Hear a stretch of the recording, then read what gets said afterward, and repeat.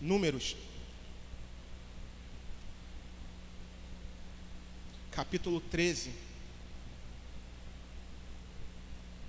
Números, capítulo 13, versículo 30.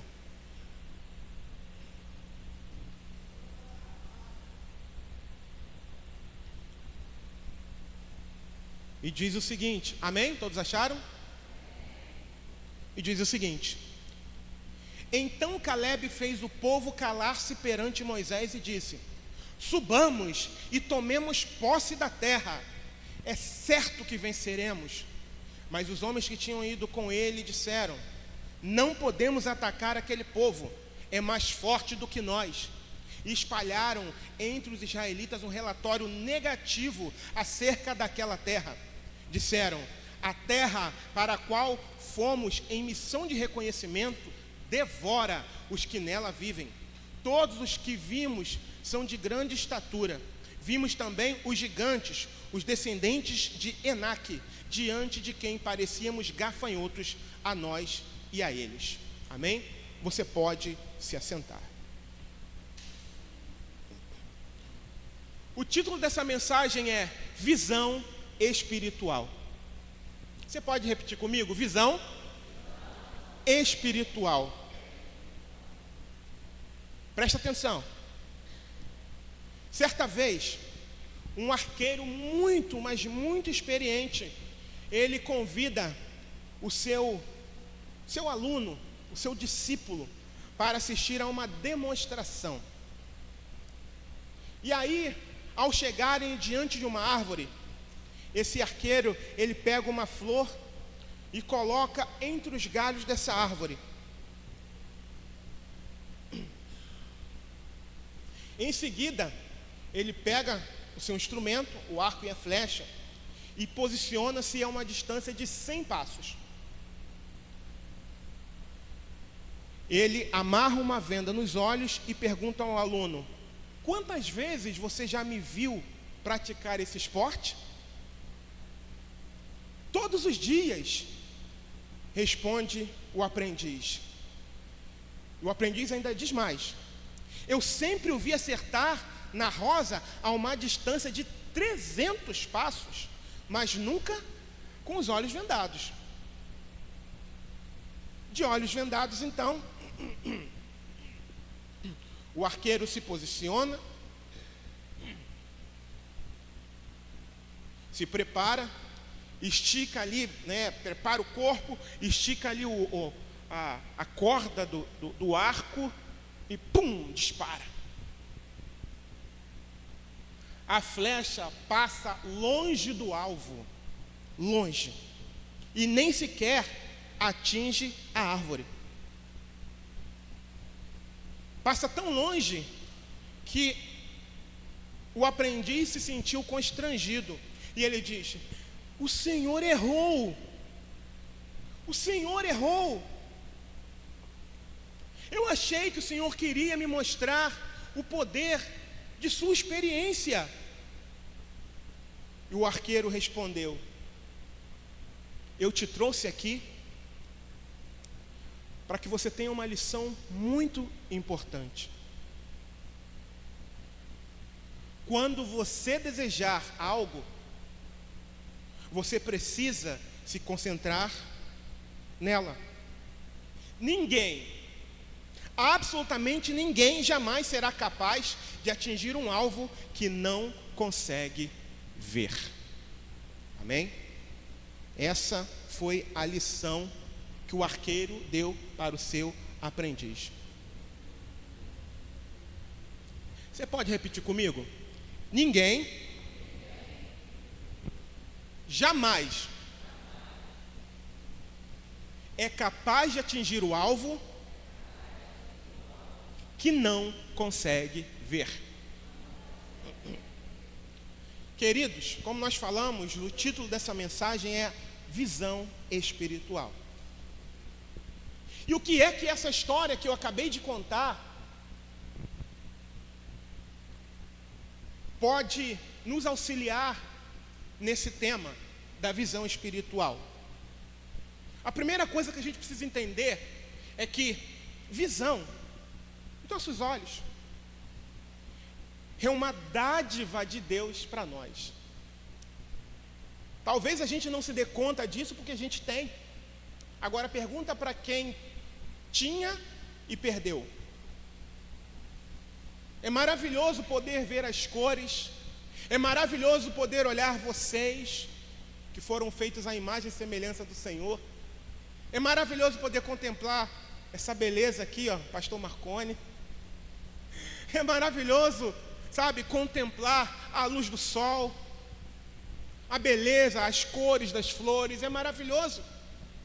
Até mesmo é bom, é maravilhoso poder enxergar um dia nublado. E até mesmo uma noite escura. É maravilhoso.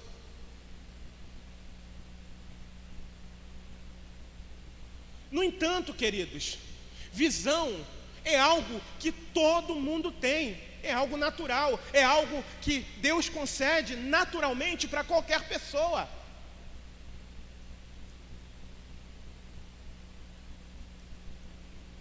Louvado seja o nome do Senhor. Mas a visão espiritual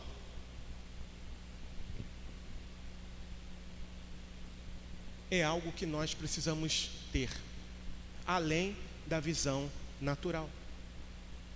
Visão espiritual é algo que nós precisamos ter, além da visão natural que nós temos. Se a gente precisa ter fé, e é verdade que nós precisamos ter fé, porque a palavra declara que sem fé é impossível agradar a Deus, de igual modo, ter visão espiritual é uma necessidade para todo salvo, lavado e remido no sangue de Jesus. Porque se nós não tivermos visão espiritual, em algum momento da caminhada, a gente é parado no meio do caminho. A gente fica estagnado no meio do caminho.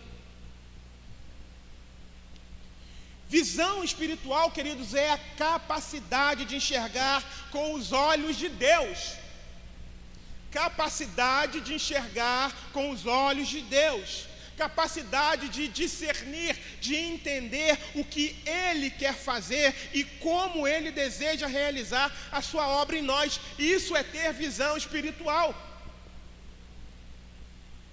O crente que não tem visão espiritual está fadado ao fracasso em algum momento da sua caminhada.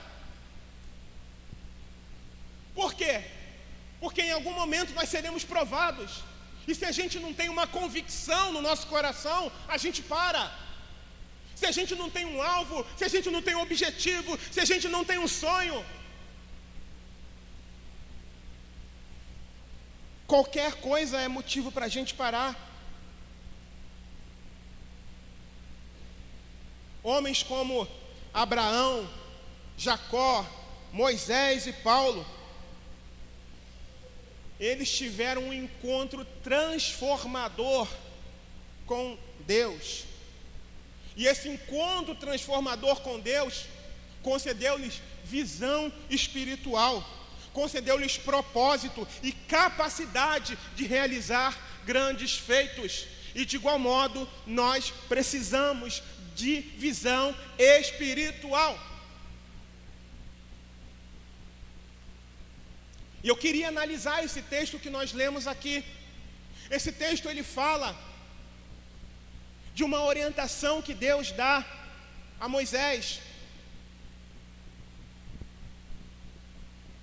Deus manda que Moisés separe 12 homens, um pertencente a cada tribo, um chefe de cada tribo, das tribos de Israel, para que pudessem contemplar a terra, para que pudessem fazer uma observação da terra. E eles foram, e Moisés assim o fez, separou esses homens, líderes,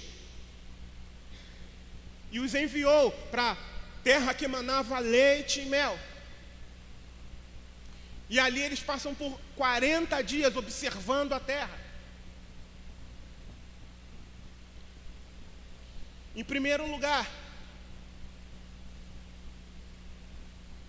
no que diz respeito à visão espiritual, para que nós tenhamos uma visão espiritual, sadia, ela tem que vir de Deus. Primeiro lugar, para que nós tenhamos uma visão espiritual sadia, ela precisa vir de Deus. E de que forma eu sei que ela vem de Deus? Quando ela está em concordância com a palavra.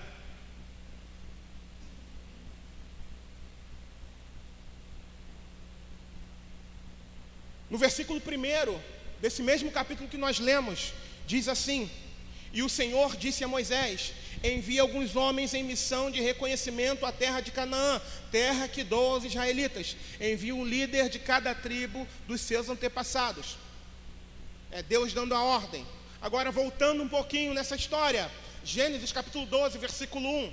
Então o Senhor disse a Abrão: saia da sua terra, do meio dos seus parentes e da casa de seu pai, e vá para a terra que eu lhe mostrarei. Olha a promessa aí. Olha a promessa sendo feita lá atrás, em Gênesis 12. Olha a promessa de Deus ali, ganhando forma, ganhando corpo. Êxodo, capítulo 33, versículo 1, diz assim: depois ordenou o Senhor a Moisés: saia desse lugar com o povo que você tirou do Egito e vá para a terra que prometi com juramento a Abraão, a Isaque e a Jacó, dizendo: eu a darei aos seus descendentes. E o outro versículo também, já mais à frente do que esse capítulo que nós lemos, Número 23, 19, diz assim: Deus não é homem para que minta, nem filho do homem para que se arrependa. Acaso ele fala e deixa de agir? Acaso promete e deixa de cumprir? Olha que coisa linda, irmãos, o que diz aqui, Número 23, versículo 19: Deus não é homem para que venha mentir e nem cumprir a sua promessa. Ele promete lá no livro de Gênesis que o povo que viria através de Abraão herdaria a terra que manava leite e mel, e ele cumpriu a sua promessa. Então a primeira coisa que a gente precisa entender é que para que nós tenhamos uma visão espiritual correta, segura, precisa estar fundamentada na palavra. Precisa estar fundamentada na palavra. Segundo lugar, Deus prometeu, não prometeu? Se Ele prometeu, Ele é fiel para... Se foi realmente Deus quem prometeu, Ele é fiel para cumprir. Então não há o que temer. E aí, em segundo lugar, a materialização da promessa. E aí, indo para o versículo 23 do capítulo que a gente leu, diz assim: quando chegaram ao vale de Escol, cortaram um ramo do qual pendia um único cacho de uvas. 2 deles carregaram o cacho pendurado numa vara. Colheram também romãs e figos. Aquele lugar foi chamado Vale de Escol, por causa do cacho de uvas que os israelitas cortaram ali. Ao fim de 40 dias, eles voltaram da missão de reconhecimento daquela terra. Eles então retornaram a Moisés e a Arão e a toda a comunidade de Israel em Cádiz, no deserto de Parã, onde prestaram relatório a eles e a toda a comunidade de Israel, e lhes mostraram os frutos da terra. Amados, a constatação ali, na observação da promessa que Deus havia feito, ela foi maior do que eles esperavam. Sinceramente, eu não consigo imaginar 2 homens tendo que carregar um só cacho de uva. O cacho de uva que eu vejo hoje em dia, dá para carregar com uma mão. Mas o texto aqui diz que 2 homens precisaram carregar numa vara, apoiado numa vara, um cacho de uvas. Ou seja, representava que aquela terra era completamente próspera. Era tudo aquilo que Deus havia falado e muito mais. Quando Deus promete algo, queridos, Ele é fiel para cumprir e Ele faz o seu melhor. E Ele garante aquilo que Ele está dizendo. Quando Deus promete, Ele garante aquilo que Ele está dizendo. Ele fez uma promessa lá atrás, dizendo que o povo herdaria a terra. E aí, para reforçar ainda mais a promessa, o que Ele faz? Ele manda que Moisés separe 12 homens, 12 líderes, para ir lá observar, para ir lá tirar a prova dos 9. Embora só a palavra dele fosse necessária, mas ainda assim, ele foi lá e mandou que 12 homens fossem tirar a prova dos 9. A materialização da promessa. Deus conhece o nosso coração. Deus sabe muitas das vezes que a gente é vacilante. Tem promessa de Deus na nossa vida, só que às vezes a gente duvida. Eu não estou falando de alguém que se levantou e disse alguma coisa para você. Eu estou falando das promessas que estão registradas aqui. Não que eu não creia naquilo que Deus pode fazer através da vida de alguém. Eu creio, se estiver de acordo com a palavra. Eu creio. Se aquilo que foi dito não contraria as Escrituras. E esse é um exercício que você precisa fazer também. Se alguém chega, se Deus usa alguém para falar algo com você, precisa concordar com as Escrituras. Porque se não concordar, não dê ouvidos. Porque a maior autoridade não é quando alguém se levanta e diz, assim diz o Senhor. A maior autoridade é está escrito. Amém? A maior autoridade é a palavra de Deus. E aí, irmãos, em primeiro lugar, para que nós tenhamos a visão espiritual, é darmos ouvido à promessa. Em segundo lugar, Deus se encarregou de dar uma prévia dessa promessa para o povo e envia líderes. Mas qual foi o intuito de que ele enviasse os líderes? Para que esses líderes voltassem, para consolidar a promessa, para animar o povo. Mas aí entra a vista. Entra a vista. Vista é diferente da visão. Qual a diferença? Visão espiritual é aquilo que é concedido por Deus. E vista é algo natural. Terceiro lugar, entra a vista. Moisés, obediente ao Senhor, envia 12. E eles chegam lá na terra, olham, observam tudo, eles olham e constatam que verdadeiramente é uma terra próspera, o solo é fértil, e a prova são os frutos que eles trazem. No entanto, o que fala mais alto na vida de 10 dos 12 que foram, não é a visão, mas a vista. Versículo 31. Mas os homens que tinham ido com eles disseram: não podemos atacar aquele povo, é mais forte do que nós. E espalharam entre os israelitas um relatório negativo acerca daquela terra. Disseram: a terra para a qual fomos em missão de reconhecimento devora os que nela vivem. Todos os que vimos são de grande estatura. Vimos também os gigantes, os descendentes de Enaque, diante de quem parecíamos gafanhotos, a nós e a eles. Como nós falamos, amados, embora a vista seja uma bênção, embora a visão natural seja uma bênção, ela pode se tornar limitada e traiçoeira. Ela pode se tornar limitada e traiçoeira. A visão natural limita o nosso caminhar na presença de Deus. Viver apenas por visão natural nos limita e nos faz desagradar a Deus. Queridos, nós não somos guiados por vista, mas somos guiados pela fé. Nós não podemos ser guiados por vista, mas devemos ser guiados pela fé. Devemos ter visão espiritual, amados.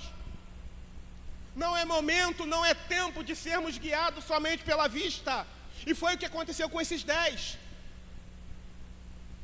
diante da grandiosidade da promessa, o que eles fazem? É como se eles chamassem Deus de mentiroso. Foi exatamente isso que eles fizeram. Eles disseram: Deus é mentiroso. Porque eles trouxeram um relatório negativo. E lembrando que eles conheciam a esse Deus.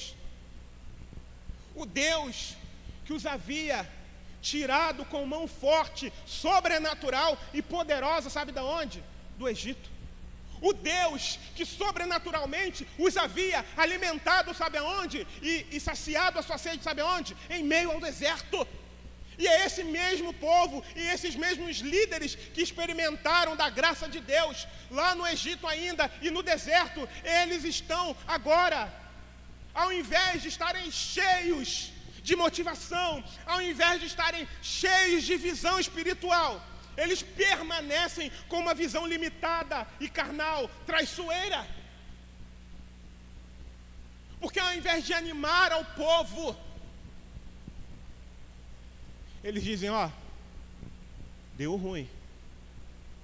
Tudo bem, vocês estão vendo esse cacho de uva grandão aí, os figos, as romãs, tudo bem. Mas ó, lá tem gigante, sabia?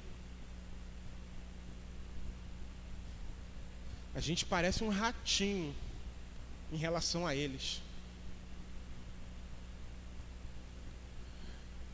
Um outro momento em que eu vejo, em que,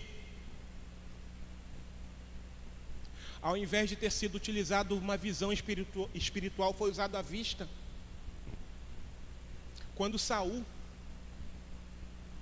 estava no poder e já afastado de Deus com seu exército, ele se encontra amedrontado e encurralado por conta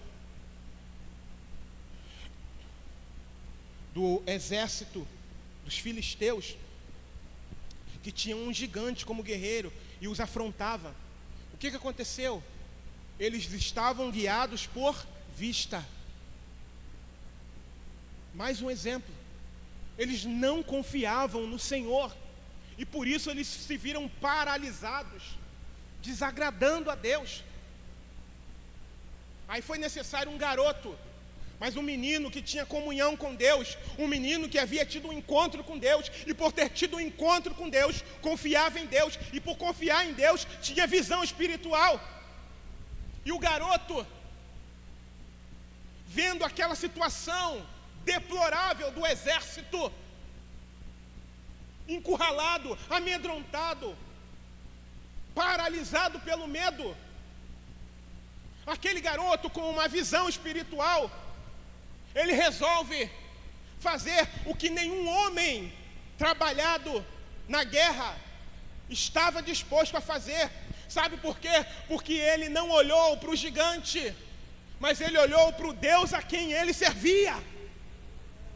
Ele confiava no Deus em quem ele servia, porque ele tinha visão espiritual. De igual forma, esses 10 que voltaram com um relatório negativo, embora tivessem experimentado do grande poder de Deus em muitos momentos de suas vidas, permaneceram apenas com uma visão limitada e traiçoeira. 1 Coríntios capítulo 2, versículo 14 diz assim: quem não tem o Espírito não aceita as coisas que vêm do Espírito de Deus, pois lhes são loucura, e não é capaz de entendê-las, porque elas são discernidas espiritualmente. Só quem consegue discernir aquilo que é de Deus é o homem espiritual. É o homem que tem a visão espiritual, é o ser humano que tem a visão espiritual, uma visão concedida por Deus. Aquele que é natural, aquele que é carnal, não consegue discernir. Não consegue. E esses 10, dos 12 que foram fazer o reconhecimento da terra,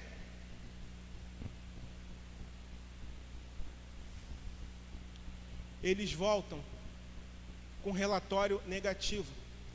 Eles voltam chamando Deus. É claro que isso não está escrito na palavra, mas a atitude deles demonstrou isso, chamando Deus de mentiroso. Mais uma vez, vista é a habilidade de ver com os olhos físicos, de contemplar o natural, o real, o passageiro. A vista foca naquilo que é evidente. A vista foca mais no problema do que na solução. Por causa de 10 líderes, amados irmãos, 10 líderes, que ao invés de utilizarem uma visão espiritual, mas preferiram usar apenas a vista, a visão natural, todo o povo que saiu do Egito pereceu no deserto. Porque se você continuar lendo a história, diante de um relatório negativo, o povo se arma, se rebela contra Deus em primeiro lugar, e depois contra a autoridade de Moisés. E depois disso, Deus resolve aniquilar todos os adultos que saíram do Egito, todos eles, para que não entrassem na terra da promessa. No entanto, nem tudo estava perdido. Nem tudo estava perdido. Porque embora a maioria estivesse contra Deus, embora dos 12, 10 estavam contra Deus e contra Moisés, 2 resolveram confiar plenamente no Senhor. 2 resolveram confiar em Deus, confiar na mão forte de Deus, confiar no braço forte de Deus, confiar na promessa do Senhor. Josué e Calebe. Diz assim no versículo 30: Então Calebe fez o povo calar-se perante Moisés e disse: Subamos e tomemos posse da terra, é certo que venceremos. Agora, por que ele fez isso, irmãos? Oh, aleluia! Simples. Porque ele estava impregnado de visão espiritual. Porque ele confiava no Deus da promessa, no Deus de aliança. Foi por isso que ele exortou o povo: não, vamos subir e tomar posse da nossa vitória, da nossa promessa. É como se ele dissesse: foi Deus quem prometeu, vocês esqueceram? Isso não é coisa do homem, isso não é coisa, sabe, da ilusão de alguém, não. Foi Deus quem prometeu, vamos lá, Deus vai dar a vitória. Aleluia. Visão espiritual, queridos, é a habilidade de enxergar com o coração. É a habilidade de enxergar com o coração. A visão espiritual foca, sabe aonde? Não é no que está vendo, mas é na promessa que Deus fez. Foca, sabe aonde? No agir de Deus. Foca, sabe aonde? No milagre. Visão espiritual é isso. Foca no milagre. Foca na esperança que é em Cristo.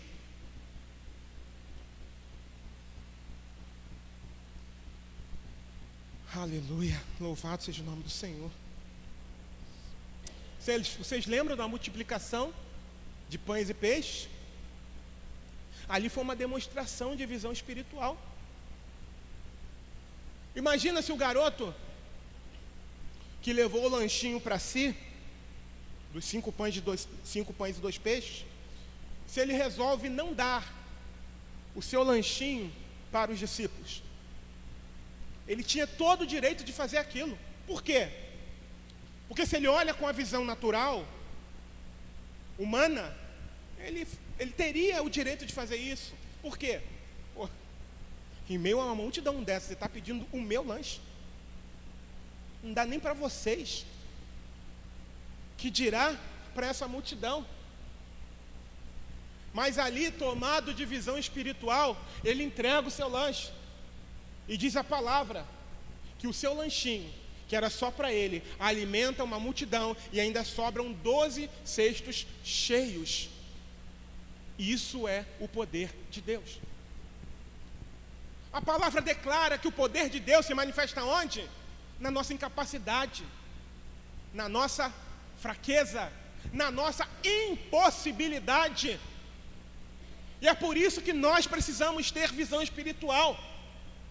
Porque com uma visão espiritual, você olha uma situação, humanamente falando, que você enxerga que está ruim, que não tem jeito, e você olha com o olhar de Deus, e Deus fala: eu vou mudar, eu vou fazer, eu vou mudar a sorte de vocês, eu vou fazer de vocês prósperos, eu vou fazer de vocês pais e mães espirituais. E é isso que Deus está falando conosco, queridos, nessa noite. O Senhor, Ele está nos exortando a buscarmos mais a Ele e a termos o mesmo espírito do que o de Josué e Calebe, e não ficarmos olhando para as circunstâncias, não ficarmos olhando para os prováveis problemas. Será que Josué e Calebe não sabiam também que tinha gigante na terra? Sabiam. Será que eles não sabiam que a cidade era fortificada? Sabiam. Mas nada disso foi suficiente para roubar o propósito que estava no coração deles. Nada disso foi suficiente para roubar o sonho que estava no coração deles, porque Deus havia prometido e eles guardaram a promessa do Senhor, e eles sonhavam os sonhos de Deus. Aleluia! E de igual modo nós também precisamos viver da mesma forma, guardar a promessa do Senhor, sonhar os sonhos de Deus. Deus olha para você limitado, olha para mim limitado e diz: através de você eu vou fazer uma grande multidão de discípulos. Sonhe com isso então, em nome de Jesus. Oh, mas eu não vejo. Eu vejo, sabe por que eu vejo? Porque foi Deus quem prometeu, é a palavra quem garante isso. Eu enxergo porque é a palavra quem garante isso, queridos.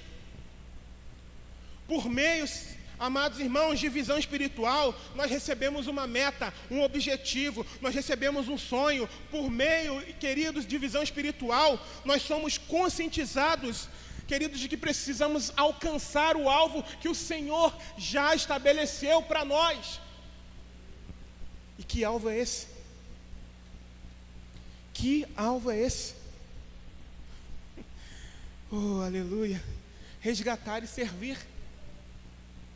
O Senhor já disse que o que Ele quer de nós, resgatar e servir.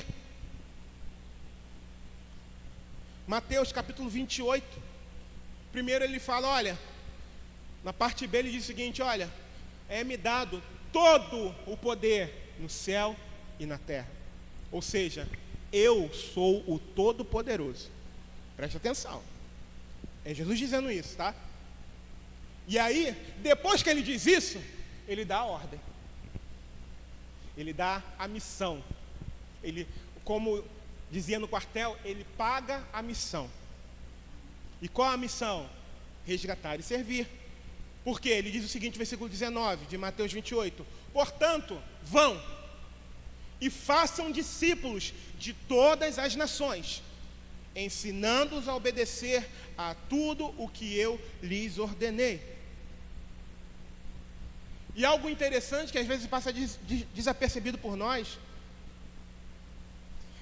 é que o faça não está no singular. Vão e faça discípulo. Não. Vão e façam discípulos. Ou seja, é ilimitado. O que Deus quer de nós, querido, de cada um de nós, é que nós gastemos a nossa vida sonhando com isso. O que Deus está requerendo de nós é que, mediante uma visão espiritual, a gente enxergue não com a nossa vista natural, mas a gente enxergue com o olhar dele, a gente enxergue com o olhar do Espírito Santo de Deus. A missão da igreja não é olhar para dentro, mas a missão da igreja é olhar para fora. O propósito da igreja do Senhor não é contar quantas pessoas tem aqui dentro, não. O propósito da igreja do Senhor é esperar, é contar quantos tem para resgatar lá fora. É diferente. Aleluia. Não é contar quantos tem aqui dentro, quantos membros tem aqui dentro, não. Mas é quantos a gente tem para ganhar lá fora. Esse é o nosso propósito, essa é a nossa missão. E nós precisamos ter a visão espiritual para isso. Eu me lembro que quando o Senhor começou a me dar sonhos, os sonhos dele, eu cheguei aqui um dia num culto de quarta-feira. E vocês sabem como era o culto de quarta-feira. Com a vista, não era legal. Com a visão natural não era legal, não. Em relação ao número de pessoas que vinham para o culto. E aí, teve uma quarta-feira e aquela semana Deus tinha falado, sabe, poderosamente ao meu coração. E quando eu entrei aqui nesse lugar, não tinha quase ninguém. E o culto rolando, e eu olhando assim, eu falei, meu Deus, mas esse lugar aqui está muito pequeno. Eu falei, Jesus, que loucura é essa? E o Senhor começou a me fazer a enxergar, não com os meus olhos físicos. Os olhos físicos não tinha quase ninguém nesse dia, como era de costume acontecer num culto de quarta-feira. Mas o Senhor começou a me fazer enxergar Deus. E eu falava para o Senhor, parecia que eu estava delirando. Eu falava, Deus, onde a gente vai colocar tantos discípulos, tantas pessoas aqui nesse lugar? E eu falei, cara, eu estou ficando maluco. Mas é isso que Deus quer fazer, queridos. Visão espiritual é isso. É a gente acreditar que através de nós o Senhor vai levantar, o Senhor vai resgatar muitas almas que ainda se encontram perdidas. E isso precisa fazer sentido para você. Que o mesmo Espírito que estava sobre a vida de Josué e de Calebe, que defenderam a visão, que estavam focados no propósito que Deus havia falado há muito tempo atrás, com Abraão ainda, que esse mesmo Espírito esteja em nós, e que com esse propósito que Deus colocou no nosso coração, estabeleceu ao nosso coração, e não é um propósito meu, está registrado na palavra. Atos capítulo 5, versículo 42 diz o seguinte: e todos os dias, no templo e nas casas, não cessavam de ensinar e de anunciar a Jesus Cristo. Está escrito, não é algo meu, é algo que está registrado na palavra de Deus, é algo que era feito na igreja primitiva, na igreja apostólica. Atos capítulo 20, versículo 20: como nada que útil seja, Paulo dizendo, deixei de vos anunciar e de ensinar publicamente e pelas casas. Olha o que Paulo está dizendo, olha, eu ensinei tanto no templo, mas também eu não deixei de ensinar nas casas. Olha a estratégia que o Senhor nos deu, olha a estratégia que o Senhor está nos deixando para nós. Sonhe com isso. Sonhe em multiplicar almas para a glória e honra do Senhor. Sonhe em ser obediente ao Senhor. Sonhe em um dia chegar na presença de Deus e prestar relatórios ao Senhor com o fruto nas mãos, tendo o que apresentar diante do Senhor para a honra e para a glória do nome dEle. Tenha visão espiritual, comece a sonhar, meu irmão, em nome de Jesus, que o Espírito Santo de Deus faça gerar sonhos no seu coração, os sonhos de Deus no seu coração. Para de querer sonhar de forma egoísta. Essa vida só se vive uma vez. E Deus, quando te chamar para prestação de contas, não vai te chamar. Embora seja importante para nós, eu quero deixar claro, mas Ele não vai te chamar pelo canudo que você conquistou na universidade, pelo tipo de carro que você conseguiu comprar, que talvez fosse o seu sonho, pela casa que você conquistou. Não. Ele vai pedir contas do teu chamado. Ele vai pedir contas da missão que Ele delegou a você. É disso que Ele vai pedir contas. Quando Ele pedir para ver as suas mãos, Ele vai pedir para ver quantas almas estão ali diante de você. E o que é que você vai ter para apresentar para o Senhor? O meu coração arde, meu coração queima. Irmãos, hoje, meu Deus, eu crente que ia fazer reposição de aula hoje, meus irmãos.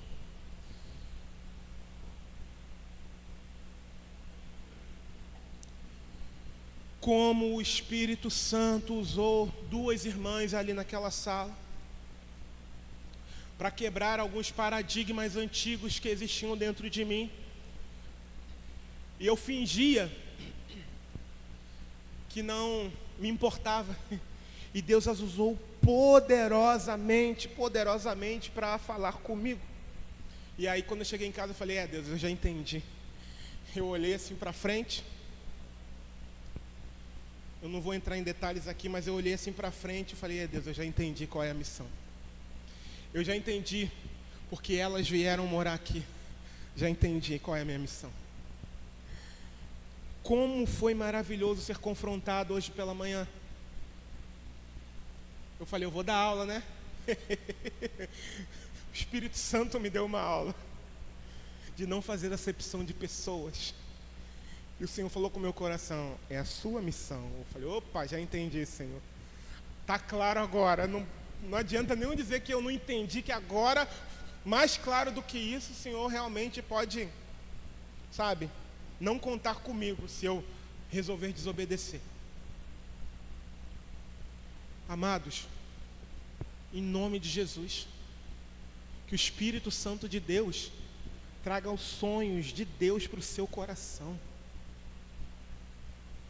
Tem almas no colégio para serem resgatadas. Tem almas na faculdade para serem resgatadas. Não olhe por vista. Se você ficar fixando por vista, você não vai fazer. Se você olhar, não vou com o jeito daquela pessoa, não vou com a cara daquela pessoa. Fulana é nojenta. Menina que é assim, né? Faz caras e boca. Mentida, nojenta. Ei, não seja guiada, não seja guiado por vista. Tenha visão espiritual, tenha os olhos de Deus. Peça a Jesus, Senhor, me ensina a olhar com os teus olhos, ó Pai. Me ensina a sentir com o teu coração, Pai, e não com o meu, Senhor. Me ensina a sonhar, Senhor, com os teus sonhos e não com os meus. Eu falei agora há pouco de coisas materiais que não são erradas. Não é errado você ter um bom carro. Eu estou muito satisfeito com o meu. Não é errado você ter uma casa. Não, nada disso. Mas a gente não veio para focar nisso.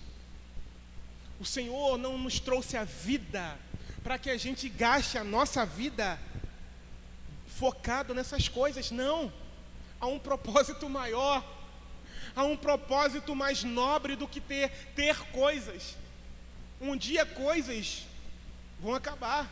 Ontem, se eu cair daquela escada, carro não faria sentido para mim, nem as minhas meninas fariam mais sentido para mim, porque provavelmente, do jeito que eu estava e a queda que eu ia tomar, eu acho que não estaria aqui mais não. Nada faria sentido mais para mim. Mas ainda assim, aprove o Senhor me guardar. Foca naquilo que realmente importa. Gaste a sua vida naquilo que realmente importa.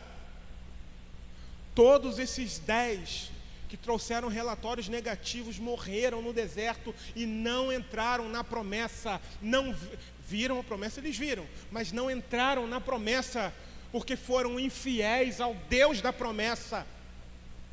E também contribuíram com que aquela multidão que saiu do Egito também não entrassem. Quem é você? É alguém que está sonhando com a visão de Deus? Ou é alguém que tem o espírito dos 10? Quem é você? De que lado você está? Eu citei textos aqui que mostram aquilo que Deus nos direcionou a fazer. Mas talvez ainda existam pessoas no nosso meio que... Será que é isso mesmo? Está aqui, gente. Está registrado aqui na palavra. Lá em, se eu não me engano, é Êxodo 18. Eu falei isso na ECAL. Moisés está sobrecarregado com a multidão. Seu sogro chega, ei, para. É claro que ele não fez isso, eu só estou ilustrando, tá? Seu sogro chega para ele, cara, vem cá. O que você está fazendo? Meu irmão,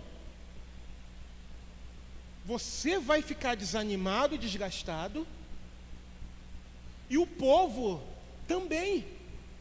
Por quê? Porque a Bíblia declara que antes do sogro dele dar um conselho para ele, para Moisés, ele se assentava de manhã para julgar a causa do povo o dia inteiro. Imagina aquela multidão diante dele, ele próximo. Aí vinham, olha só. Poxa, só um exemplo, tá, irmãos? Poxa, eu estava criando a minha cabra com tanto carinho. O touro lá do meu vizinho soltou, deu uma chifrada e matou, e agora? Me trouxe prejuízo. Naquela época era assim, né? Não era dinheiro. Me trouxe prejuízo, e agora? Aí Moisés vai lá, tem que julgar. Era isso mesmo que acontecia. Coisas assim. E aí Jetro, vendo aquilo ali, ele fica horrorizado com aquilo e chama Moisés e fala, olha só, o que você está fazendo? Faz o seguinte, se você entende que é de Deus, você faz. Olha só, separa homens valorosos, gente da sua confiança. E essas pessoas que você separar, eles vão julgar as causas no seu lugar. E aí você vai ter tempo para se preocupar um pouco mais com outras coisas dentro da sua função. Separa líderes de 100, de 1000, separa líderes de 100, líderes de 50 e líderes de 10. As causas pequenas, eles vão julgar. Caso eles não consigam, eles vão trazer até você. Mas isso vai aliviar o seu fardo. E não foi isso que aconteceu? Moisés dá ouvido ao conselho de Jetro, seu sogro. E de fato ele faz isso. E de igual modo, nós estamos nos preparando para trabalhar exatamente assim. Para a honra e para a glória do Senhor. Citando novamente aqui, Paulo dizendo que não deixou de pregar publicamente e nas casas. Olha que coisa linda, olha a estratégia linda que Deus está nos dando, queridos. E muito em breve, por enquanto a gente está no treinamento, mas muito em breve, nós estaremos alcançando almas e fazendo discípulos, através do trabalho nas casas. E depois estaremos aqui todos juntos para a grande celebração também, para adorarmos e exaltarmos ao nome do Senhor, porque é essa a visão e a estratégia que o Senhor nos deu, queridos. Por isso eu digo para você, vale a pena sonhar o sonho de Deus, que o Espírito Santo possa gerar em você esse sonho, que ao entrar por essas portas, ao invés de ver cadeiras vazias, você olhe e veja cadeiras à espera de novos discípulos. Pelos olhos da fé, eu posso ver essas cadeiras repletas de novos discípulos, que nós seremos usados por Deus para fazer novos discípulos. Pela fé, Eu vejo uma garotada aqui, através dos adolescentes, pela fé. Eu vejo famílias aqui, novas famílias aqui, através do trabalho que nós iremos realizar. Mas, eu quero fazer uma advertência. Deus prometeu? Sim ou não? Vou abrir aqui, estamos finalizando. Eu quero te advertir de algo muito importante. Vou abrir em Mateus 28, que foi o último texto que eu citei aqui para vocês. Quer dizer, o antepenúltimo. Que é algo muito importante para relembrar. Eu já falei, mas é muito importante para relembrar. Versículo 19, Mateus 28, versículo 19, Jesus diz assim: portanto, ide e fazei discípulos de todas as nações, batizando-os em nome do Pai, e do Filho e do Espírito Santo, ensinando-os a guardar todas as coisas que eu vos tenho mandado. E eis que estou convosco todos os dias, até a consumação dos séculos. Nessa fala de Jesus, quem obedecer, vai fazer. Você conseguiu entender o que eu disse? Portanto, ide, ele falou, e fazei. Quem for obediente, vai cumprir isso que ele está dizendo. Só que, voltando lá para Números, Josué e Caleb, eles não endossaram o resultado negativo. Porém, eles falaram: é verdade que a terra tem gigantes, que as cidades são fortificadas, mas quem garante é o Senhor. Trocando em miúdos, o que eles queriam dizer é isso: quem garante é o Senhor. O que eu quero dizer aqui, entre a promessa e o cumprimento da missão, tem cidade fortificada, tem gigante. Quem está entendendo? Não é fórmula mágica, tem muito trabalho. Eu não estou aqui para dizer: olha, a gente vai fazer e vai explodir. Não estou dizendo isso. Tem gigante e tem cidade fortificada. Então o que a gente tem que fazer? Crer. Confiar no Deus da promessa. É isso que a gente precisa fazer. Visão espiritual. Por quê? Porque o gigante, ele vai querer se levantar. Ele vai querer intimidar. E aí, quem não tiver visão espiritual, vai querer desanimar. Quem tiver apenas com a vista, rapaz, esse negócio aí, será que foi Deus mesmo que falou? Entre a promessa, Deus, ele fala e ele manda a gente fazer, mas ele não diz o que vai acontecer no trajeto.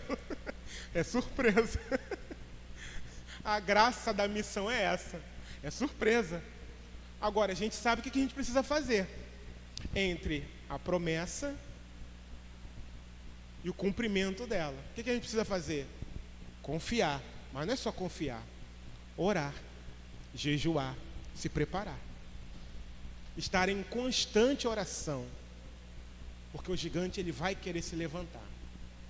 Mas eu digo uma coisa para vocês, que em nome de Jesus, ele se levanta para cair, porque quem vai à nossa frente é o Rei dos Reis e Senhor dos Senhores. Amém? Se coloque de pé.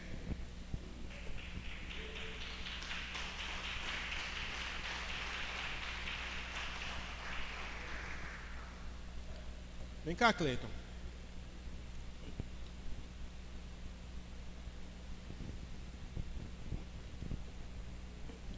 Coloca a mão no seu coração.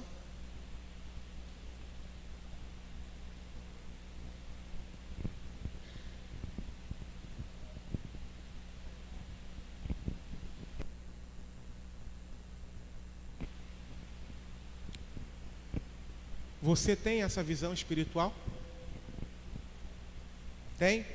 Então pede a Deus para não perder. Você tem essa visão espiritual? Não tem? Então peça a Deus que Ele dá.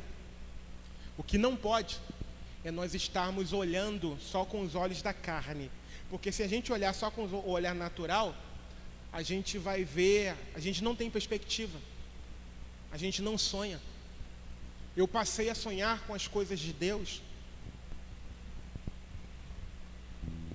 depois que eu dei ouvidos às promessas dele. Depois que eu consegui enxergar na palavra dele aquilo que ele quer para nós. E aí eu passei a sonhar. Antes disso eu não sonhava. Eu não tinha os sonhos de Deus. Pelo contrário, eu estava até pensando em fazer outras coisas na minha vida. Mas a partir do momento em que Deus falou: ei, é isso que eu quero de você.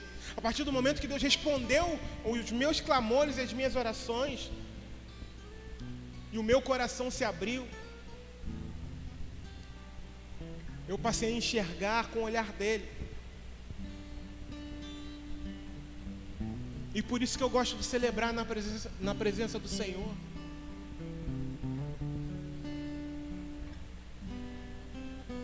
E ainda que existam muitas cadeiras vazias aqui, eu não vejo mais como cadeiras vazias. Eu vejo que existem pessoas que já estão sendo preparadas no reino do Espírito primeiro, através das nossas orações, para ocupá-las. Através de mim, através de um camarada extremamente limitado como eu sou, mas de você também. Sabe por quê? Porque o poder não é seu, não é meu.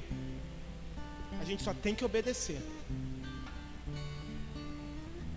Acreditar no Evangelho é ir, é obedecer. Então, se você crê no Evangelho, você se lança. Mas se lança de qualquer maneira? Não, você se lança confiando em Deus, confiando que Ele vai fazer. Ele não mandou a gente ir? Vai, ou melhor, vão e façam discípulos de todas as nações, batizando-os em nome do Pai e do Filho e do Espírito Santo. Ele não disse: olha, se der, se vocês acharem viável, se eu tocar no coração de vocês, vocês vão, tá? Não, ele está dando uma ordem. Vão e façam. Adolescentes, vão e façam. Crianças, vão e façam. Adultos, vão e façam. Melhor idade, vão e façam. Todos quanto têm fôlego, vão e façam discípulos. Todos, não há exceção. Homens, mulheres, crianças, todos. Coloca a mão no seu coração e peça ao Senhor para te usar. Você que já assumiu um compromisso com Ele, fala: Senhor, usa-me. Eu quero ser esse a te obedecer. Porque aqui no texto está dizendo, nos dá a entender que é qualquer pessoa que teme ao Senhor. Qualquer um que teme a Ele, qualquer um que se rendeu a Ele, qualquer um que tem o seu nome escrito no livro da vida, precisa obedecer. Qualquer um que recebeu a Jesus como seu único e suficiente Salvador, esse já recebeu a missão.